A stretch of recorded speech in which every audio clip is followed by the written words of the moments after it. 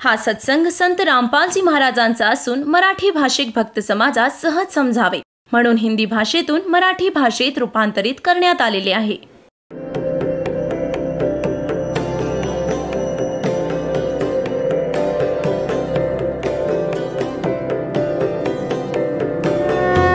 और ज्ञान सब ज्ञान डी कबीर ज्ञान सो ज्ञान और जैसे घोड़ा तोब कायम करता चले मैदान.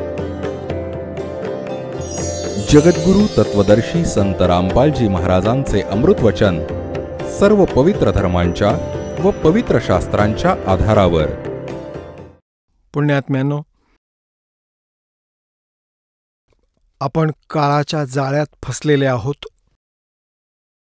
आणि तो परमात्मा येऊनच आपल्याला इथे सतर्क करतो की मनुष्य जीवन तुला प्राप्त झालं आणि मनुष्य जीवनाला प्राप्त करून आपण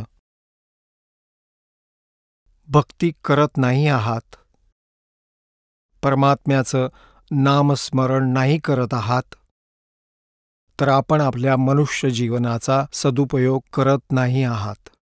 त्या परमात्म्याशिवाय जेही आपल्याला अध्यात्मज्ञान दिलं जातं ते काळापर्यंत सीमित असतं. त्या काळापर्यंतच्या सीमेमध्ये जन्म आणि मृत्यू नेहमीच चालू असतो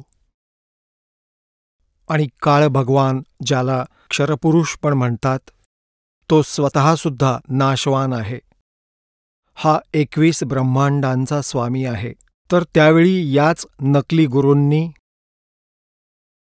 आपल्या हिंदू धर्माच्या गुरूंनी, मुसलमान धर्माच्या मुल्ला आणि काझींनी परमात्म्याच्या ह्या यथार्थ ज्ञानाला जनतेपर्यंत येऊ दिलं नाही.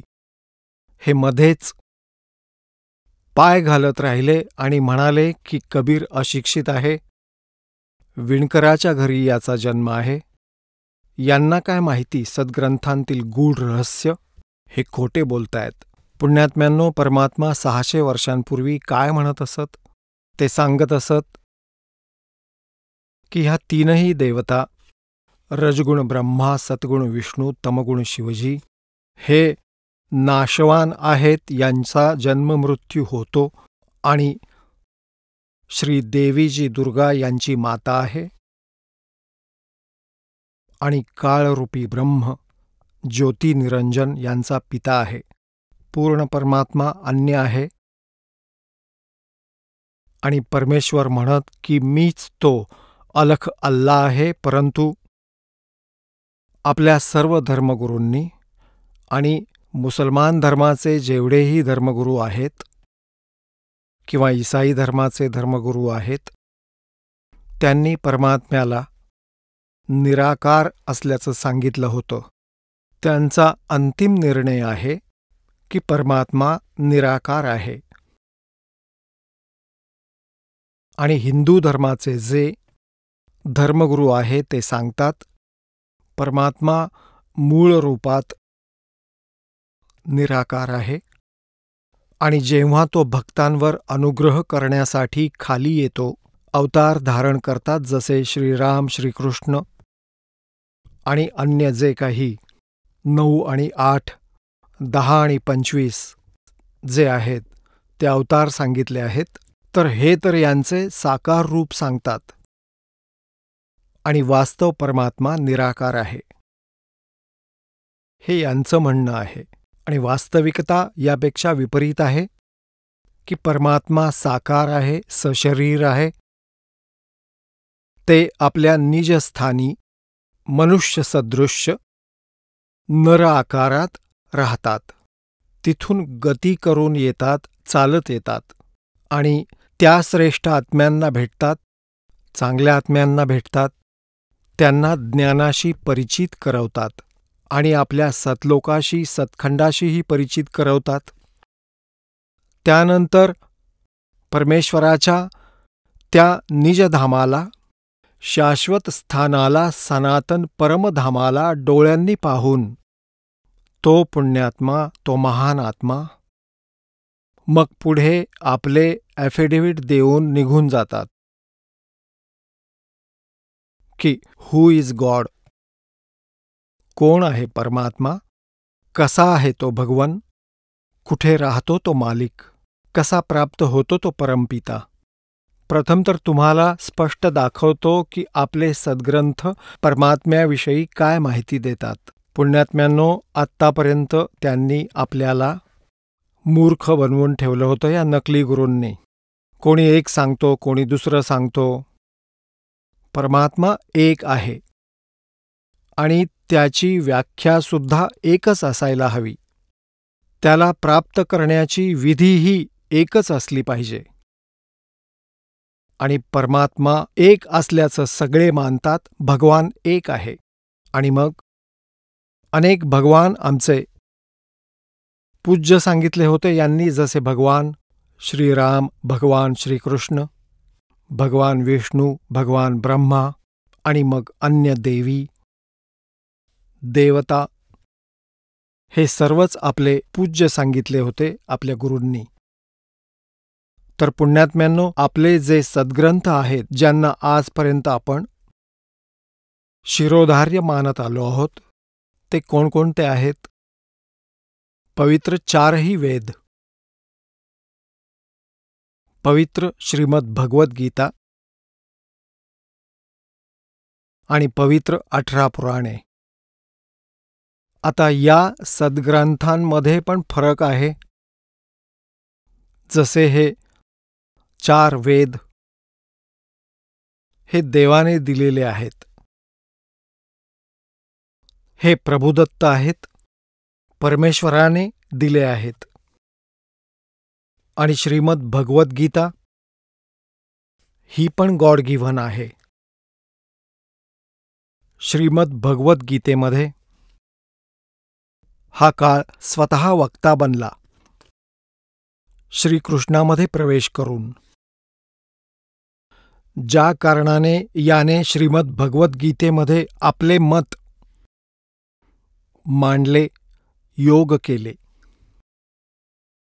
आणि ते मत म्हणजे याचे विचार जर वेदांशी जुळत नाहीत, तर ते आम्हाला मान्य नाहीत. हे 4 वेद पहिल्यांदा सर्वप्रथम परमात्म्याने हे संपूर्ण ज्ञान दिलं होतं.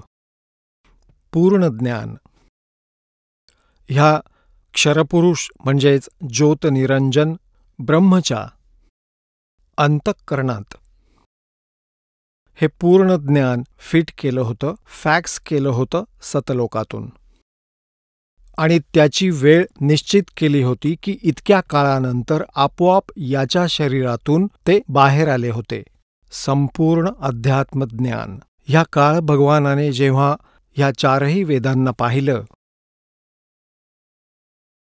तर याने काय केलं, त्यातून तो भाग काढून टाकला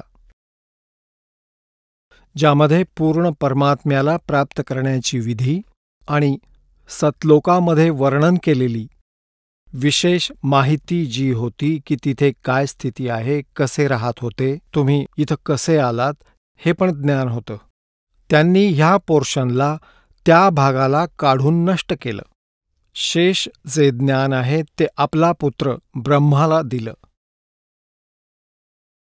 पुढे जाऊन हे 4 वेद ओळखले जाऊ लागले, त्याचे 4 भाग केले.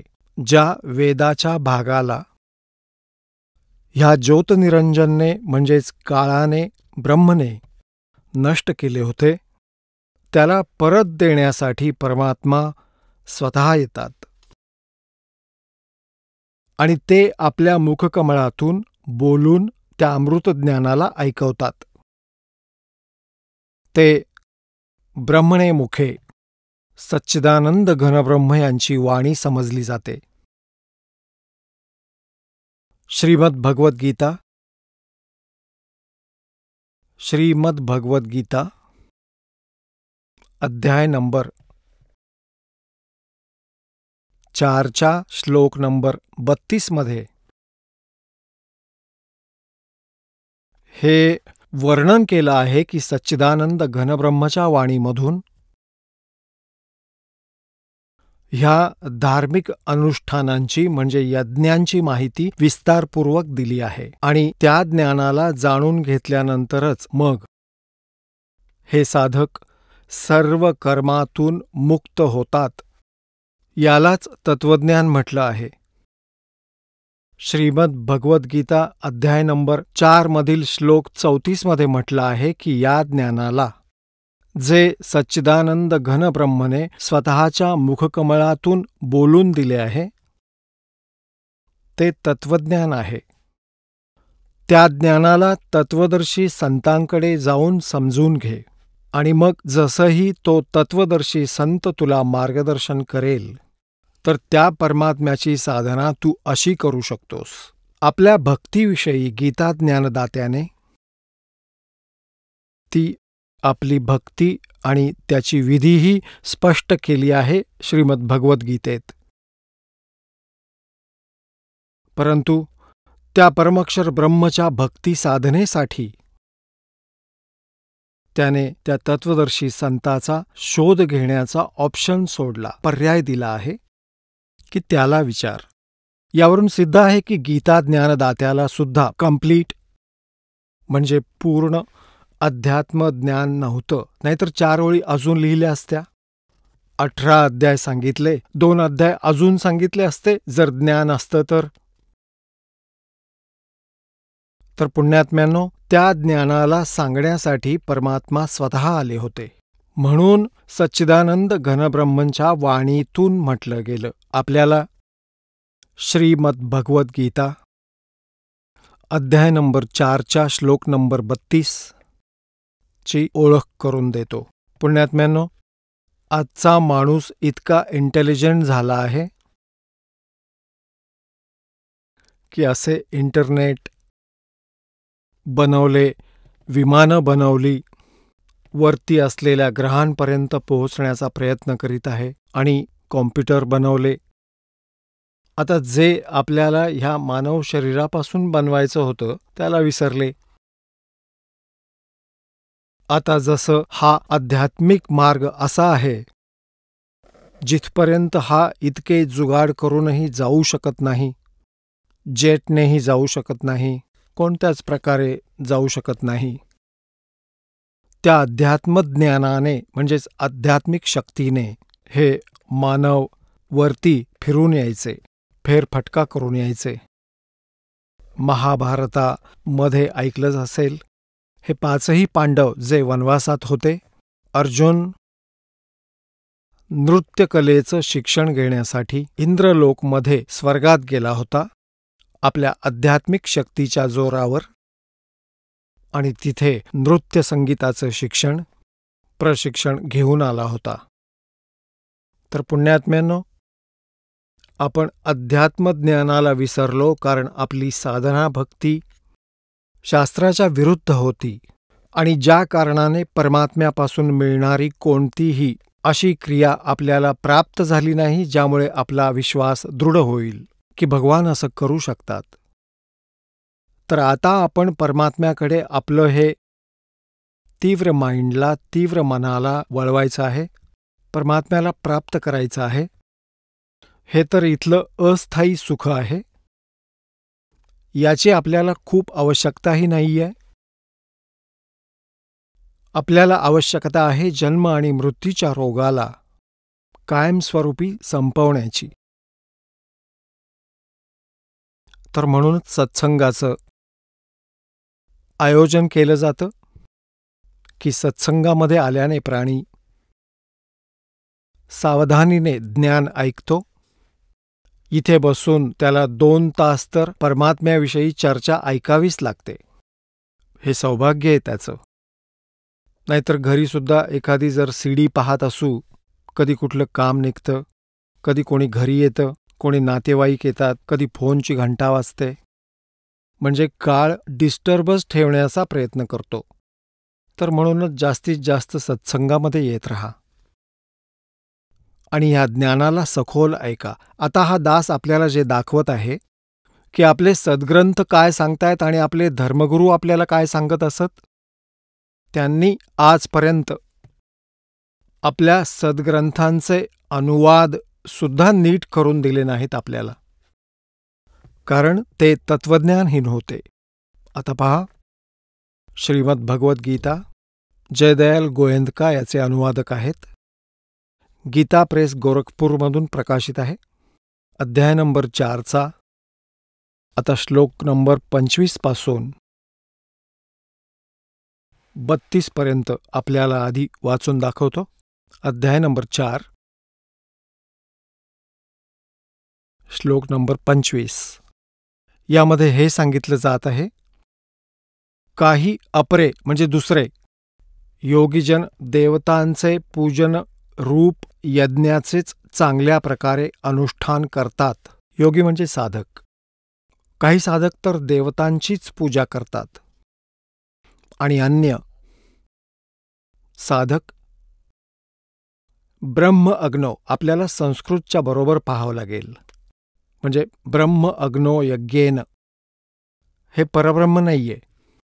ब्रह्मलाच इष्ट मानून जे साधना करतात त्यांचा उल्लेख समजा. यज्ञाद्वारेच आत्मरूपी यज्ञाचे हवन म्हणजेच अनुष्ठान करतात, पूजा करतात. हा 26 नंबर आहे. अन्य म्हणजे दुसरे योगीजन श्रोत्र आदी सर्व इंद्रियांचं संयमरूपी अग्नीमध्ये हवन करतात.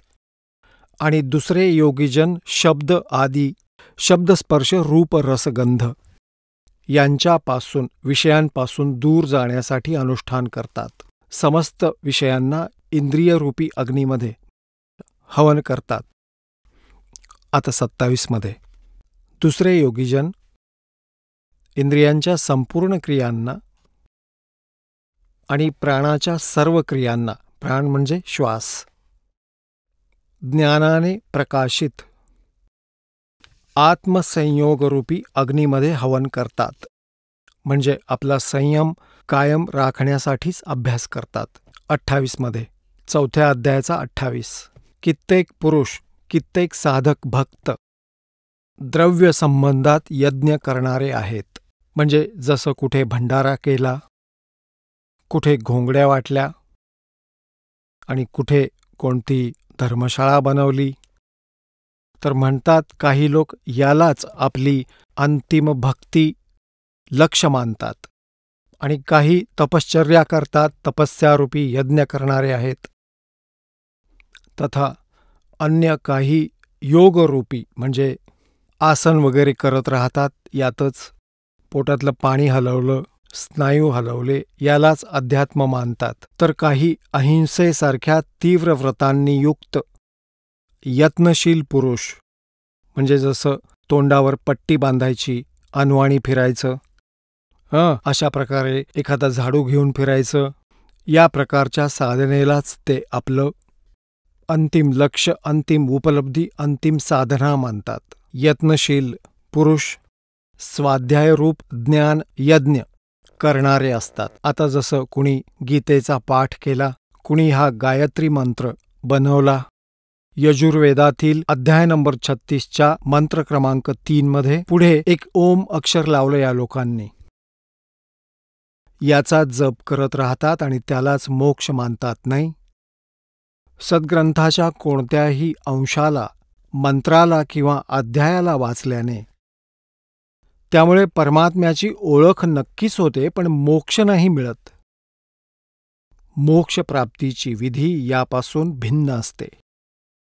जशी वीज आहे, लाईट, इलेक्ट्रिसिटी, हिच्या गुणांना वारंवार गायलं गेलं, ऐकवलं गेलं, कविता रचल्या, खूप चांगली आहे, अंधाराला उजेडात परावर्तित करते, आणि ती प्रोसिजर जर आपण आपलीशी केली नाही, पद्धत वापरली नाही, ज्यामुळे कनेक्शन मिळेल, तर त्याशिवाय त्या विजेचे जे गुण आहेत ते प्राप्त होऊ शकत नाहीत.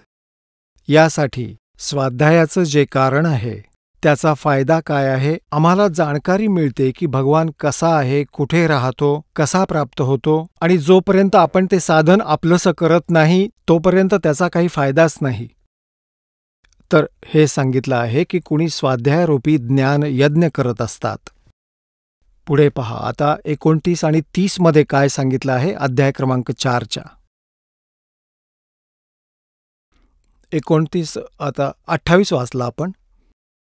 यात म्हटले की दुसरे कितीही योगीजन अपान वायूमधील प्राणवायूला हवन करतात, म्हणजे योगाभ्यास करत राहतात, श्वास उच्छ्वासच्या क्रियेवर प्राणायाम वगैरे करतात. अन्य योगीजन प्राणवायूमध्ये अपानवायूचं हवन करतात. अन्य कितीजण नियमित आहार घेणारे अल्पाहारी असतात, प्राणायाम परायण पुरुष जे प्राणायाम करत राहतात, प्राण आणि अपान यांच्या गतीला थांबवून प्राणातच हवन करतात. हे सारे साधक यज्ञांद्वारे पापाचा नाश करणारे, यज्ञाची माहिती असणारे आहेत. याचा अर्थ असा आहे की जेवढे सगळे साधक आहेत ते आपापल्या साधनेला पापनाशक समजणारे आहेत. जर यांना हे समजलं की ही साधना बरोबर नाहीये तर ते त्याचा लगेच त्याग करतील, मागे पुढे न पाहता. 4थ्या अध्यायातील 31व्या श्लोकात असं सांगितले की जे सत्साधना करत नाहीत, यज्ञातून वाचलेले अमृताचा अनुभव घेणारे सनातन परमधामाला प्राप्त होतात.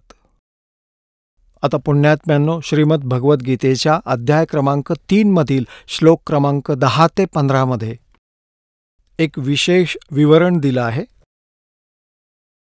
की जो पूर्ण परमात्म्याला, परमक्षर ब्रह्मला इष्ट मानून सत्साधना करतो, त्याला नैवेद्य दाखवून उरलेले अन्न ग्रहण करतो, ते सर्व पापांपासून मुक्त होतात. तर इथे सुद्धा याचीच एक हिंट दिली आहे 4थ्या अध्यायाच्या 31व्या श्लोकात की यज्ञापासून वाचलेले म्हणजे सत्साधना जी आपण करतो, परमात्म्याला नैवेद्य दाखवतो, जसा प्रसाद आहे, हलवा कढा प्रसाद आहे, त्याला आपण सारे भक्त इथे खातो. तर असं केल्यानं सुद्धा आपली बरीचशी पापं नष्ट होतात. कारण इथे परमात्म्याची वाणी चालू असते, तत्वज्ञान चालू असतं, नैवेद्य दाखवला जातो, तर त्याच्या आहाराने सुद्धा आपले या प्रसाद रूपाने खाण्याने पाप नष्ट होतात. कारण इथे शास्त्रानुसार साधना आहे. शास्त्र अनुकूल साधनेमध्ये प्रत्येक जे काही यज्ञ आहेत, अनुष्ठान आहेत, त्यांचा विशेष लाभ साधकाला प्राप्त होतो. तर पहा 4थ्या अध्यायाचा आता 31वा श्लोक ऐकवतो.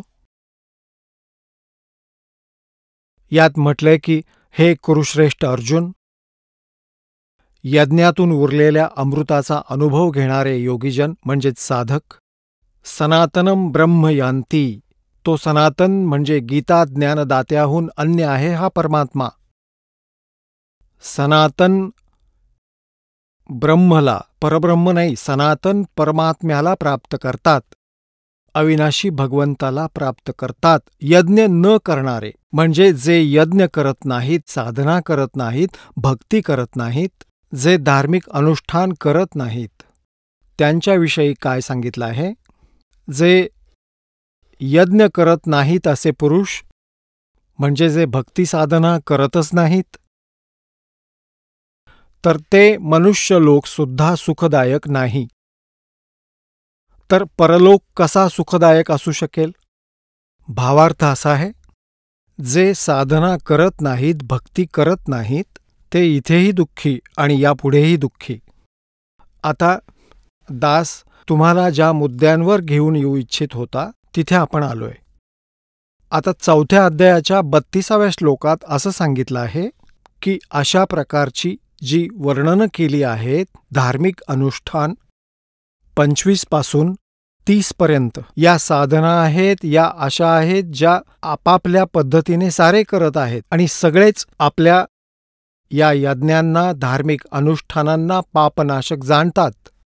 आता इथं सांगितलंय की या प्रकारची खूप विस्तारपूर्वक यज्ञांची माहिती त्या सच्चिदानंद घनब्रह्मच्या वाणीमध्ये विस्तारपूर्वक सांगितली आहे. आता सच्चिदानंद घनब्रह्मंची वाणी कोणती आहे? आता जशी गीता आहे, हे वेदांचं ज्ञान आहे, 4ही वेदांचं, तर त्या सच्चिदानंद घनब्रह्मची वाणी हे वेद, गीता, पुराणांहून भिन्न आहे, जी परमेश्वराने स्वतःच्या मुखकमळातून बोलली आहे. आता पहा, वाचा एकदा हे. आता तसा विश्वास बसणार नाही, आधीच आपण तोंडी फसवले गेलो आहोत. अध्याय 4 श्लोक नंबर 32 मध्ये या प्रकारे खूप तऱ्हेच्या बहुविधा खूप तऱ्हेच्या यज्ञ. इथे यांनी चूक केली आहे. ब्रह्मणे मुखेचा अर्थ केलाय वेदांची वाणी, हे चूक केलंय. आता पहा, इथे विचलित झालेत. आता तुम्हाला दाखवतो. अध्याय नंबर 17 आणि श्लोक नंबर 23. यात काय सांगितलंय? ओम तत्सत इति निर्देशः ब्रह्मणः त्रिविधः स्मृतः. हा ब्रह्मणः शब्द आहे यामध्ये. याचा अनुवाद त्यांनी काय केलाय? ओम ओम तत् तत् सत सत इति हा आहे. त्रिविध म्हणजे 3 प्रकारचा, ब्रह्मण म्हणजे सच्चिदानंद घनब्रह्मचे. निर्देशः स्मृतः म्हणजे नाव म्हटलंय. आपल्याला आत्ता एवढंच घ्यायचं आहे, याचं नंतर पाहूया. ब्रह्मण हा म्हणजे सच्चिदानंद घनब्रह्म. आता आपण परत येऊया. 4थ्या अध्यायात आलो परत आपण. श्रीमद भगवद्गीतेचा हा पहा 32वा श्लोक. यामध्ये ब्रह्मणः मुखे शब्द आहे. ब्रह्मणा मुखे.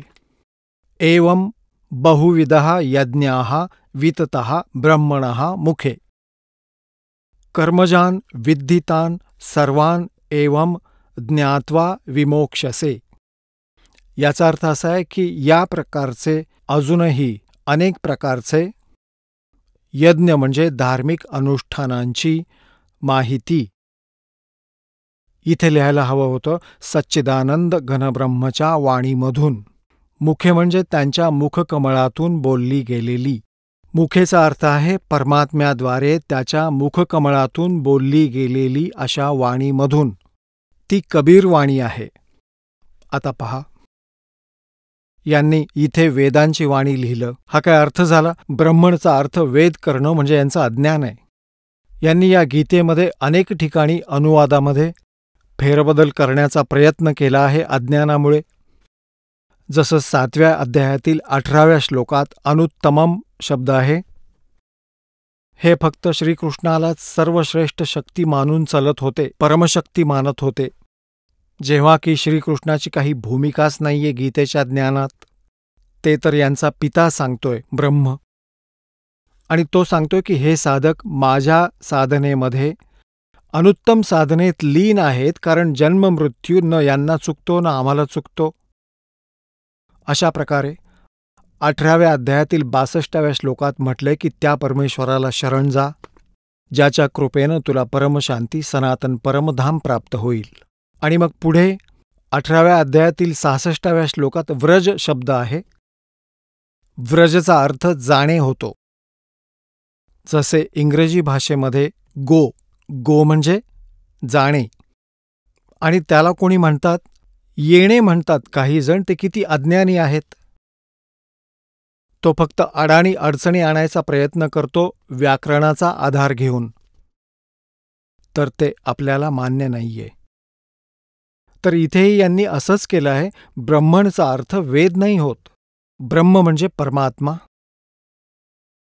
आणि वेद जे आहेत, वेद म्हणा गीताजी म्हणा, ही याची विधानं आहेत. जसं एक राजा म्हणजे ब्रह्म समजा, आणि वेद म्हणजे संविधान समजा. तर जिथं राजाचं प्रकरण आहे तिथं संविधान म्हणणं तर मूर्खपणाच आहे. तर ब्रह्मचा अर्थ परमात्मा होतो. आता इथं पहा, परत जाऊया. 4थ्या अध्यायाचा आपण 32वा श्लोक वाचूया. आता निर्णय होऊन जाईल. अशा प्रकारचे अनेक प्रकारचे यज्ञ सच्चिदानंद घनब्रह्मच्या वाणीमधून विस्तारपूर्वक सांगितले आहेत. हे वेदांची वाणी चुकीचं लिहिले. सच्चिदानंद घनब्रह्मची वाणी पाहिजे. ह्या सगळ्याला तू कर्मजान विद्धी. याचा अर्थ आहे की हे कर्माने उठताना नाम, बसताना नाम, जागेपणी झोपेत नाम, काम करता करता त्याची साधना होते त्या परमपिता परमात्म्याची. त्या वाणीतून असं वर्णन आहे. कर्मजान, शारीरिक क्रियांद्वारे संपन्न होणारे. जान विधी म्हणजे जाण. अशा प्रकारे तत्वाने जाणून त्यांच्या अनुष्ठानाद्वारे तू कर्मबंधनातून सर्वथा विमोक्षसे, मुक्त होऊन जाशील, पूर्ण रूपाने मुक्त होशील. आता पुण्यात्म्यांनो, 4थ्या अध्यायाच्या 33व्या श्लोकात इतकंच सांगितलं आहे की ह्या द्रव्यमय यज्ञाहून ज्ञानयज्ञ श्रेष्ठ आहे. द्रव्यमय यज्ञ कोणता असतो? जो धनाने संपन्न होतो. यज्ञ जसं भंडारा आहे, कधी कुठे मंदिर बनवलं त्याला धर्म मानतात, कुठे घोंगड्या वाटल्या, अशा प्रकारे काही धर्मशाळा बनवल्या. तर सांगायचा अर्थ असा की पहिल्यांदा तू ज्ञान समज. त्या तत्वज्ञानाला न समजून अंधाधुंद तसंच काही दानधर्म करत राहण्यापेक्षा ज्ञानयज्ञ श्रेष्ठ आहे. त्या ज्ञानाला समज आणि मग त्या तत्वज्ञानाच्या आधाराने तू पुन्हा धर्म कर. असं डोळे मिटून अंधाधुंद धर्म करण्याने काही लाभ मिळणार नाही. तर असा याचा अर्थ आहे. आता पाहूया 4था अध्याय, श्रीमद भगवद्गीता, अध्याय नंबर 4 मधील श्लोक नंबर आता आपण 33 वाचूया. याचंच पुढं वर्णन आहे. हे परंतप अर्जुन, द्रव्यमय यज्ञापेक्षा म्हणजे तसंच डोळे बंद करून अंधाधुंद खर्च करण्यापेक्षा ज्ञानयज्ञ श्रेष्ठ आहे. म्हणजे पहिलं तत्वज्ञान समज आणि यावन मात्र म्हणजे सगळं कर्म त्या ज्ञानात समाप्त होतं. बिनमतलबाचं ओझं वाहणं हे त्या ज्ञानात संपतं. त्यात काय होतं? गुरु बिन माला फेरते, गुरु बिन देते दाने, गुरु बिन दोनों निष्फल हैं, चाहे पूछो वेद पुराण. म्हणजे पूर्ण संताचा, तत्वदर्शी संताचा शोध घ्या आणि मग दान करा, तेव्हा संपूर्ण लाभ होईल. आता पुण्यात्म्यांनो, 4थ्या अध्यायाच्या 33व्या श्लोकात फक्त एवढंच सांगितलं आहे की ह्या द्रव्यमय यज्ञापेक्षा ज्ञानयज्ञ श्रेष्ठ आहे. द्रव्यमय यज्ञ कोणता असतो? जो धनाने संपन्न होतो. यज्ञ जसा भंडारा आहे, कुठे कोणी मंदिर बांधलं याला कोणी धर्म मानतात, जसं कोणी घोंगड्या वाटतं, अशा प्रकारे कोणी धर्मशाळा बांधतं. तर सांगायचा अर्थ असा की तू पहिल्यांदा ज्ञान समजून घे. त्या तत्वज्ञानाला न समजता अंधाधुंद तसंच काही दान करण्याऐवजी ज्ञानयज्ञ श्रेष्ठ आहे. ज्ञानाला समज, मग त्यानंतर त्या तत्वज्ञानाच्या आधाराने तू नंतर धर्म कर. जसं डोळे मिटून अंधपणे धर्म करण्याने काही लाभ होत नाही, असा या म्हणण्याचा अर्थ आहे. 4थ्या अध्यायाचा श्रीमद भगवद्गीता, अध्याय नंबर 4 मधील श्लोक नंबर 33 आपण वाचू. याचं पुढे वर्णन आहे.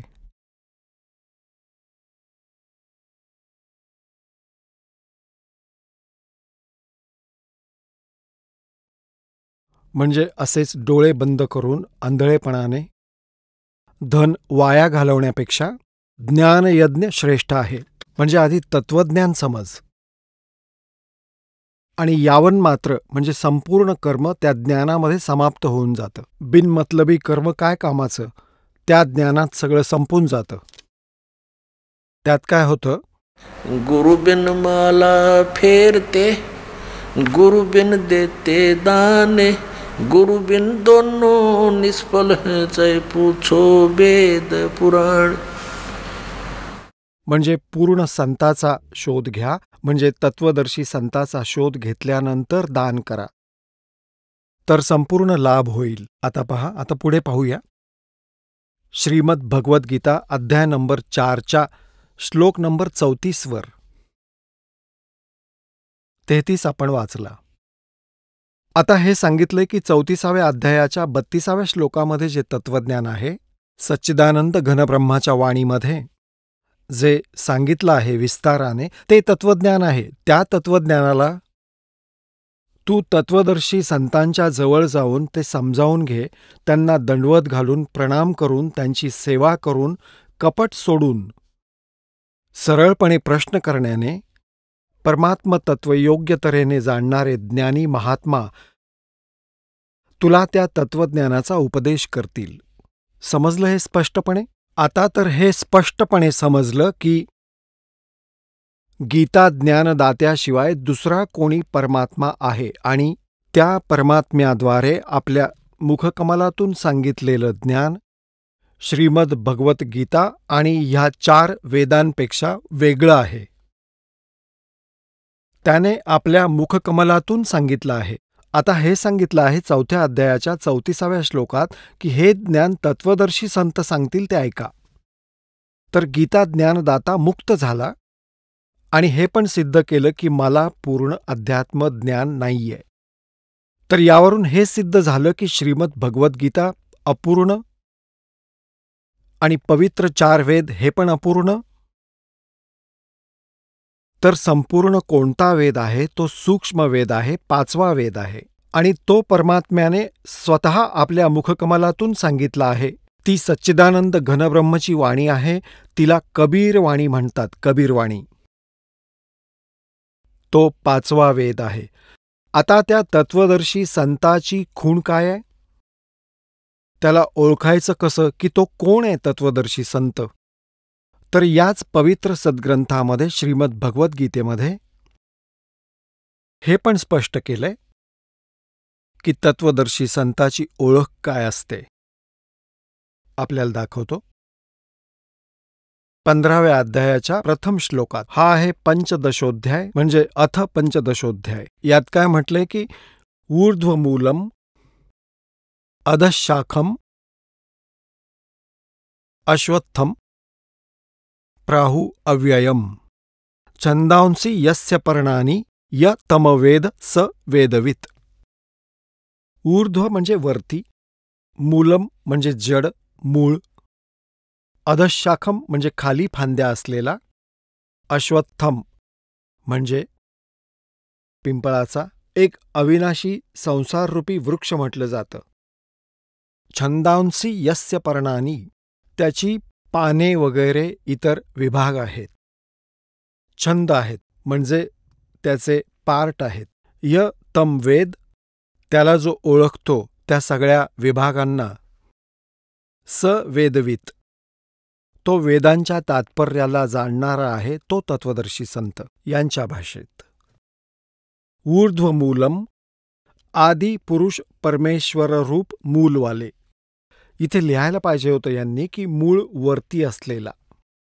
वरती जे मूळ आहे तो पूर्ण परमात्मा आहे असं समजा या संसाररूपी वृक्षाचा. पहिले आपण या संसाररूपी वृक्षाला पाहूयात. हे खूप सहजपणे आपल्या लक्षात येईल. पुण्यात्मांनो, हे ह्या मनुष्य जन्माचं मुख्य उद्दिष्ट हेच आहे ज्याला आम्ही पेंडिंग ठेवलं आहे. एक पर्यायी विषय समजलो होतो. खरं तर हा अति महत्वाचा मानायला हवा होता आपण. सगळ्यात आधी हाच आमचा जन्मापासून जीवांचं उद्दिष्ट आहे की भक्ती आणि भगवंतावर विश्वास असायला हवा. येणाऱ्या दिवसात परमात्मा त्यांच्या सोबत राहील अशी व्यवस्था करून ठेवील विश्वात.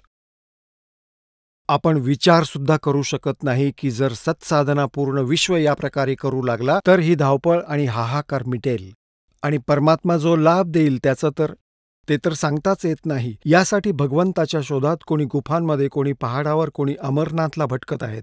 अशा धोकादायक स्थानांवर जातात जिथे एकदा चुकून पाय घसरला तर दिसणारही नाही, माणूस शोधून सुद्धा सापडणार नाही, तरीही लोक जातात. तर हा पहा संसाररूपी वृक्ष. हा एक संसाररूपी वृक्ष आहे. गीतेच्या अध्याय नंबर 15च्या श्लोक 1 पासून 4 पर्यंत आणि 16 आणि 17चं हे निर्णायक ज्ञान आहे. यातून तुम्हाला समजेल. आता इथे काय सांगितलंय की वरती मुळं हा तर आहे पूर्ण परमात्मा. हे तर परमाक्षर ब्रह्म आहे आणि ह्या खाली 3ही गुणरूपी फांद्या आहेत.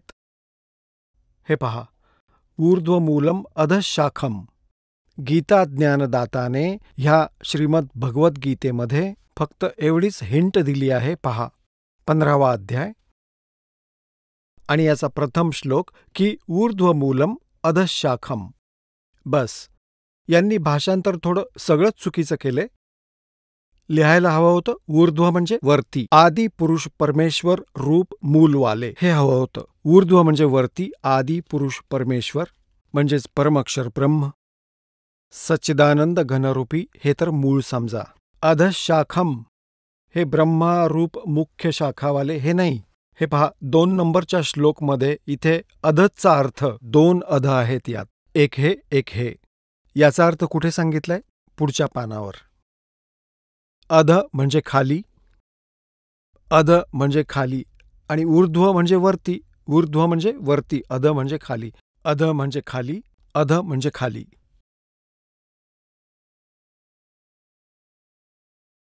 हे परत पहा. आता ऊर्ध्व म्हणजे वरती, आदि पुरुष परमेश्वर रूप मूलवाले हे ठीक करून वरती लिहायला हवं होतं. बस एवढंच. आणि नंतर लिहायला हवं होतं अधशाखम म्हणजे खाली फांद्या असलेला. या संसाररूपी पिंपळाच्या वृक्षाला अविनाशी म्हणतात. वेद ज्याची पाने म्हटली जातात, तर यांची भाषा वाचायला सोपी झाली असती. त्या संसार वृक्षाला जो पुरुष, जी व्यक्ती तत्वाने जाणतो, स वेदवित म्हणजे वेदांच्या तात्पर्याला जाणणारा, अर्थात तो तत्वदर्शी संत असतो. आता पुण्यात्म्यांनो, आजपासून 600 वर्षांपूर्वी परमात्मा आले होते. त्यांच्या आठवणीनिमित्त हा शुभ समागम चालू आहे. त्यांनी आपल्या सच्चिदानंद घनब्रह्माच्या वाणीमध्ये, कबीर वाणीमध्ये सांगितलंय, अक्सर पुरुष एक पेड़ है, सरपुरुष वाकी डारे, तीनों देवा शाखा है, ये पात रूप संसारे. हे भगवान, 600 वर्षांपूर्वी परमात्मा साध्या भाषेमध्ये, जी आम आदमी समजेल अशा भाषेत बोलून गेले की अक्षर पुरुष जो जमिनीच्या वर दिसतो, तो पोर्शन, हिस्सा, भाग वृक्षाचा, त्याला वृक्ष म्हटलं जातं. आणि मुळं अदृश्य असतात, ती गुप्त असतात. आणि हे सांगितलं की जो या सर्व विभागांना वेगवेगळं सांगेल, स वेदवित, ते तत्वदर्शी संत आहेत.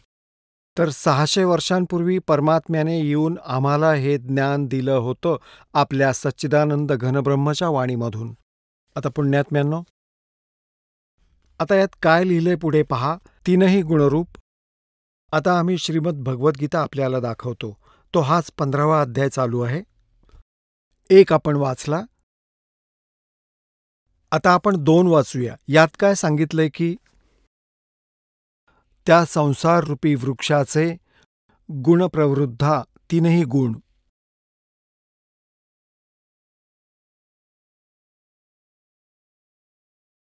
तीनही गुणरूपी वाढलेली विषय पर्वाला शाखा म्हणजे विषय भोग, रूप कोपलोवाली देव, मनुष्य और तिर्यक आदी योनी रूपी. हे ते खोटं लिहिलंय, हे काही सांगतात, यांना माहिती नव्हतं. वरती मुळं आणि खाली 3 गुणरूपी शाखा असलेला. ह्या शाखा खाली आणि वरती, अध म्हणजे खाली, ऊर्ध्व म्हणजे वरती, सर्वत्र नाही, पसरलेली आहे. मनुष्य लोकात कर्माच्या बंधनाचं हे मुख्य कारण आहे. मुळे आहेत, जी वरती आणि खाली व्याप्त आहेत. आता बघा, आपण इथे हे पाहायचं आहे की 3ही गुण, 3 गुण कोणते आहेत? रजगुण ब्रह्मा, तमोगुण शिवजी, सत्वगुण विष्णू. आता थोडीशी संकल्पना स्पष्ट करून पुढे जाऊया. हे दाखवावं लागेल की रजगुण ब्रह्मा, सत्वगुण विष्णू, तमोगुण शिवजी. हे मार्कंडेय पुराण आहे. गीता प्रेस गोरखपूरमधून प्रकाशित झालंय.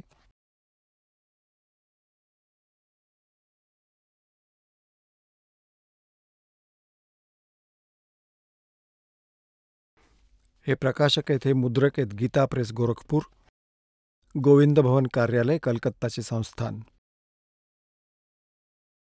आता याच्या 123व्या पानावर वाचूया, जास्त नको. 122-23 वर. हे 122 आहे. संक्षिप्त मार्कंडेय पुराण. इथे मार्कंडेयजी बोले. मार्कंडेयजी सांगतायत, आपण इथे जाऊया, आपल्या कामाची गोष्ट आहे. असं लिहिलंय की रजोगुण प्रधान ब्रह्मा, तमोगुण प्रधान रुद्र आणि सत्वगुण प्रधान विश्वपालक विष्णू आहे. याच 3 देवता आहेत आणि हेच 3 गुण आहेत. संकल्पना लक्षात आली? आता आपण परत येतोय श्रीमद भगवद्गीतेच्या अध्याय नंबर 15च्या श्लोक नंबर 2ला पाहूयात. अध्याय 15चा श्लोक नंबर 2 आहे हा. त्या संसार वृक्षाच्या 3ही गुणरूप रजगुण ब्रह्मा, सत्वगुण विष्णू, तमोगुण शिवजी रूपी शाखा आहेत. ह्या वर आणि खाली पसरलेल्या आहेत. वरती स्वर्गलोक, पाताळलोक आणि पृथ्वीलोकावर तर हे ज्ञान सांगितलं जात आहे. आता इथं पहा, तिसऱ्यात काय सांगितलंय की या संसाररूपी वृक्षाचं स्वरूप जसं सांगितलं आहे तसं इथे विचारकालाने पाहिलं जात नाही. कारण याला ना आदी आहे ना अंत आहे, ना याची चांगल्या प्रकारची स्थिती आहे. हा गीता ज्ञानदाता काय सांगतो आहे की या संसाररूपी वृक्षाच्या आदी अंताचं मला ज्ञान नाही. आणि तुझ्या आणि माझ्या ह्या गीतेमधल्या चर्चेप्रमाणे मी तुला सांगू शकणार नाही, कारण याच्या स्थितीबाबत मला माहिती नाही, मला ज्ञान नाही. या संसाररूपी वृक्षाचं स्वरूप जसं सांगितलं आहे ह्या विचारकालामध्ये, तुझ्या आणि माझ्या ह्या गीतेमधील चर्चेमध्ये, विचारविनिमयात हे सापडत नाही. कारण ना याचा आदी आहे, ना याचा अंत, आणि ना याची काही चांगल्या प्रकारची स्थिती आहे. म्हणून या सुविरूढ मूलम म्हणजे अतिदृढ मुळंवाले हे नाहीत, अतिदृढ मुळं असलेल्या संसाररूपी पिंपळाच्या वृक्षाला, ज्याची मुळं म्हणजे वरती जो मूळ स्वरूपी भगवान आहे तो कोण आहे? अब जैसे अक्षर पुरुष एक पेड़ है, सरपुरुष वाकी डार, तीनों देवा शाखा हैं, ये पात रूप संसार. परंतु ती मुळं तर वेगळी आहेत, ती गुप्त आहेत, ते परमाक्षर ब्रह्म आहे. तर इथं सांगितलं आहे की ते अविनाशी आहेत, ते वरचे लोक. तर वरचा जो मूळरूपी परमात्म्याचा भाग आहे त्याला सतलोक, अलखलोक, अगमलोक, अकयलोक आहे. तर ते तर समजा सुदृढ आहेत, ते अविनाशी आहेत. आता पहा, त्या सुविरूढ मूलम अतिदृढ मूळवाल्या अश्वत्थम म्हणजे संसाररूपी पिंपळाच्या वृक्षाला. आता यांनी लिहिलंय की असंग शस्त्रेण नाही, वैराग्यरूप शस्त्रद्वारा नाही, तत्वज्ञानरूपी शस्त्रद्वारा कापून, अर्थात त्याला समजून, तत्वदर्शी संत भेटल्यानंतर, त्याला ते ज्ञान समजून घेतल्यानंतर. हे पहा, अध्याय नंबर 15चा आता श्लोक नंबर आपण आता 4 वाचणार आहोत आपण. हा 4. त्याच्यानंतर त्या परमपदरूप परमेश्वराला योग्य पद्धतीने शोधलं पाहिजे. जिथं गेल्यानंतर, जिथे गेलेले साधक परत संसारात परतून येत नाहीत, आणि ज्या परमेश्वरापासून या पुरातन संसार वृक्षाची निर्मिती झाली आहे, त्या आदिपुरुष नारायणाला मी शरण आहे, अशा प्रकारे दृढनिश्चय करून त्या परमेश्वराचं चिंतन मनन केलं पाहिजे. प्रपदे म्हणजे पूजा केली पाहिजे. ही सरळ गोष्ट आहे. आता यावरून काय स्पष्ट झालं पुण्यात्म्यांनो? यातून हे सिद्ध झालं, एकतर तत्वदर्शी संत कोण आहेत आणि ते तत्वज्ञान आहे काय, त्याची ओळख काय आहे, आणि दुसरं हे झालं की त्या तत्वदर्शी संतांनी सांगितलेल्या आध्यात्मिक ज्ञानाच्या आधाराने साधना केल्याने त्या परमपदाची प्राप्ती होते, जिथे गेल्यावर साधक संसारात परत कधीही येत नाही. गीता ज्ञानदाता आपल्याविषयी सांगतायत 4थ्या अध्यायाच्या 5व्या आणि 9व्या श्लोकात. गीताजी अध्याय नंबर 2च्या श्लोक नंबर 12मध्ये, अध्याय 10च्या श्लोक 2मध्ये हे स्पष्ट करतात की अर्जुन, तुझे आणि माझे अनेक जन्म झाले आहेत, तू जाणत नाहीस, मी जाणतो. यावरून सिद्ध होतं की गीता ज्ञानदाता नाशवंत आहे, अविनाशी नाहीये. आणि हे पण स्पष्ट झालं की त्या परमात्म्याची भक्ती करा, त्या सनातन परमात्म्याची. चला आता आपण त्या श्रद्धाळूंचे अनुभव जाणून घेऊयात ज्यांनी जगद्गुरु तत्वदर्शी संत रामपालजी महाराजांकडून नामदीक्षा प्राप्त केलेली आहे, तसेच त्यांच्याद्वारे सांगितलेल्या भक्ती मार्गावर चालत आहेत. नमस्कार सतसाहेब, आपलं नाव? गणेश शंकर यादव. आपण कुठून आलात? फलटण तालुका, जिल्हा सातारा, महाराष्ट्र. आपला व्यवसाय काय आहे? कबीर साहेब गारमेंट म्हणून कपड्याचं शॉप आहे. कपडे खरेदी करून विकण्याचा माझा व्यवसाय आहे. तत्पूर्वी मी इंडियन आर्मीमध्ये 16 वर्ष सर्व्हिस करून रिटायर झालो आहे. संत रामपालजी महाराजांची गुरुदीक्षा आपण कधी घेतली? 25 डिसेंबर 2013 साली गुरुदीक्षा घेतली. संत रामपालजी महाराजांची गुरुदीक्षा घेण्या अगोदर आपण व आपला परिवार कोणती साधना करत होतात? जास्त करून शिर्डी साईबाबाची साधना करून शिर्डीला जाणे किंवा आमच्या फलटणमधील मंदिरामध्ये जाऊन तिथं संध्या आरती वगैरे करणे ही भक्ती जास्त करत होतो. संध्या आरतीला गेल्यानंतर तिथं साईबाबांच्या मूर्तीसमोर भरपूर वेळ पाहून असं वाटत होतं की साईबाबा बोलतील, चालतील, परंतु मूर्ती कधी बोलत नाही. हे मला ज्यावेळेस संत रामपालजी महाराजांच्या चरणी आल्यानंतर समजलं. अन्य कुठली भक्ती साधना आपण करत होतात का? शंकरजीची भक्ती करत होतो, त्याच्यानंतर हनुमानजीची भक्ती करत होतो. संत रामपालजी महाराजांच्या शरणात आपण कसे आलात? मला आर्मीमध्ये असताना बॉक्सिंग खेळताना थोडंसं पाठीमागच्या मणक्यामध्ये लागलं होतं.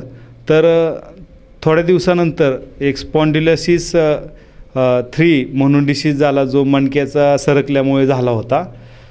तर तो मणका सरकत गेल्यानंतर मला एकदम असं अंगातील शक्ती कमी होऊन बसता उठतानासुद्धा त्रास होत होता. त्याच्यानंतर माझ्या लग्नाला जवळजवळ 7-8 वर्ष झाली होती आणि मुलंही नव्हतं. तर आमच्या प्लाटूनमध्येच एक संत रामपालजी महाराजांचे शिष्य होते.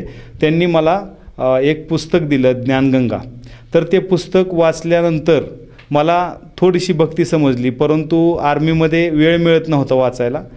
तर मग त्यांना सांगितलं की असं वाचायला मिळत नाही. त्यांनी एक मेमरी कार्ड मोबाईलमध्ये दिलं.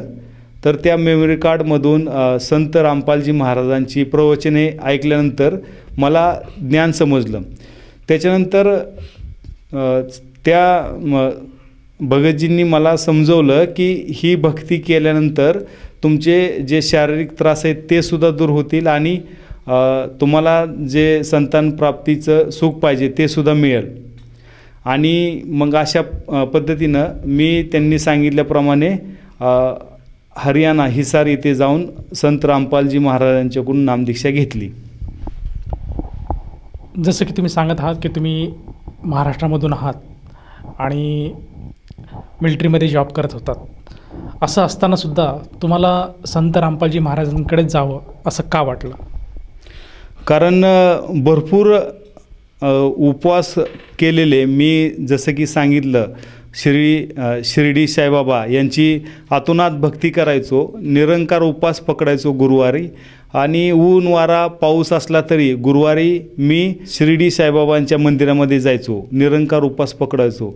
त्याच्यानंतर शंकराचा सोमवारसुद्धा पकडायचो आणि भरपूर उपासना केली होती, परंतु फळ कुठं असं मिळत नव्हतं. परंतु ज्यावेळी मला हे सत्य ज्ञान तत्वदर्शी संत रामपालजी महाराजांच्याकडून कळालं की या देवी देवतांच्या हातामध्ये आपल्याला जे सुख प्राप्ती पाहिजे ते देण्याचा अधिकार नाही, तो देण्याचा अधिकार पूर्ण ब्रह्मपरमेश्वर कबीर साहेब यांच्याकडे आहे.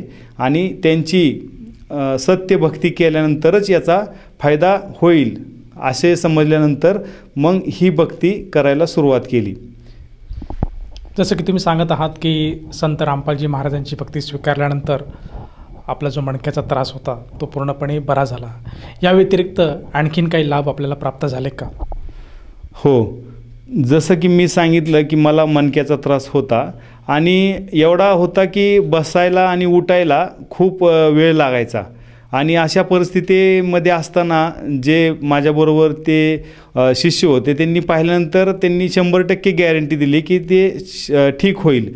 आणि खरं तर पाहिलं मी सुरुवातीला विश्वास ठेवला नव्हता, परंतु ज्यावेळी मी संत रामपालजी महाराज यांच्याकडून नामदीक्षा घेतली आणि आशीर्वादाचा हात माझ्या डोक्यावरती ठेवला, त्यावेळेस गुरुजींचा हात डोक्यावरती आल्या आल्या 70% 80% मी तिथंच बरा झालो आणि चालायला फिरायला लागलो. हे खूप मोठं आश्चर्य माझ्या जीवनामध्ये घडलं. आणि दुसरी गोष्ट, मला गुरुजींना आशीर्वाद दिला की रजा हो गई. मी विचारलं परमात्माला, समजलं नाही, म्हटलं काय झालं, की परमेश्वराचा आशीर्वाद मिळाला आहे बेटा, तुला पुत्रप्राप्ती होईल असं सांगितल्यानंतर मी एकदम आश्चर्यचकित झालो आणि प्रसाद, गुरुजींचा जसा तिळगुळ असतं तसा प्रसाद दिला आणि प्रसाद घेऊन मी आलो. आणि आश्चर्य असं की बरोबर 10व्या महिन्यामध्ये माझ्या धर्मपत्नीला मुलगा झाला. तर हा खूप मोठा आशीर्वादाचा हात मला मिळाला की तेव्हापासून मला सुख एवढं मिळत आहे की मला सांगायला शब्द नाहीत. जसं की तुम्ही सांगत आहात की संत रामपालजी महाराजांकडनं नामदीक्षा घेतल्यानंतर आपल्याला व आपल्या परिवाराला बरेचसे लाभ मिळाले, आपल्याला संतान प्राप्त झाली, त्याच्यानंतर आपल्या जो मणक्याचा आजार होता तो पण पूर्णपणे बरा झाला. तर या अनुषंगाने आपण सर्वसाधारण श्रोत्यांना काय संदेश द्याल? मला सर्व श्रोत्यांना हात जोडून प्रार्थना करायची आहे. खास करून आपल्या समाजातील वारकरी संप्रदायांना मला एक अशी प्रार्थना करायची आहे की आपण आतोनात भक्ती करत आहोत, परंतु शास्त्र अनुकूल भक्ती केल्यानंतरच लाभ मिळतो. जसं की आपण झाडाच्या फांद्यांना पाणी घालून उपयोग नाही, झाडाच्या मुळाला पाणी घातलेलं पाहिजे. जसं आपल्याला संत ज्ञानेश्वर महाराजांनीसुद्धा ज्ञानेश्वरमध्ये सांगितलेलं आहे, उलटं झाड दिलेलं आहे, त्या उलट्या झाडाच्या मुळामध्ये पाणी घालायचं आहे, ना की झाडाच्या फांद्यांना. तर आपल्याला तत्वदर्शी संत रामपालजी यांनी पूर्ण झाडाचे वर्णन दिलेलं आहे. तर त्याप्रमाणे आपल्याला झाडाच्या मुळामध्ये पाणी घातल्यानंतरच फळ मिळेल आणि आपल्याला शास्त्र अनुकूल भक्ती केल्यानंतरच पूर्ण मोक्ष मिळेल. यासाठी मी सर्व वारकरी संप्रदायाला हात जोडून प्रार्थना करतो की आपली शास्त्र अनुकूल भक्ती करून पूर्ण मोक्ष घ्यावा. जर कोणा व्यक्तीला संत रामपालजी महाराज यांच्याकडनं नामदीक्षा घ्यायची असेल किंवा गुरुमंत्र घ्यायचा असेल तर ती व्यक्ती गुरुदीक्षा कशी घेऊ शकेल? आपल्याला जसं की आता आपण टी व्हीमध्ये पाहत आहोत आणि खाली पट्टीमध्ये वेगवेगळे मोबाईल नंबर येत आहेत. त्या कोणत्याही मोबाईल नंबरला तुम्ही कॉल करून विचारू शकता की मला आत्ता गुरुदीक्षा पाहिजे, नाममंत्र घ्यायचा आहे, तर तुम्हाला लगेचच त्याविषयी तुम्हाला सांगितलं जाईल. आणि सगळ्यात सोपं की आपल्या जिल्ह्यामध्ये, आपल्या तालुक्यामध्ये वेगवेगळे नामदान सेंटर गुरुजींच्या दयेने खोलले गेलेले आहेत. तर सर्वांनी या सर्व गुरुजींच्या झालेल्या मेहरचा लाभ घ्यावा आणि नामदीक्षा घेऊन एक रक्षा कवच आपल्याला या संकटाच्या वेळी खूप मोठे रक्षा कवच गुरुजींच्या नामदीक्षेच्या रूपामध्ये मिळते आणि ते घेऊन सर्वांनी आपल्या जीवनाचा लाभ घ्यावा. धन्यवाद. धन्यवाद सतसाहेब.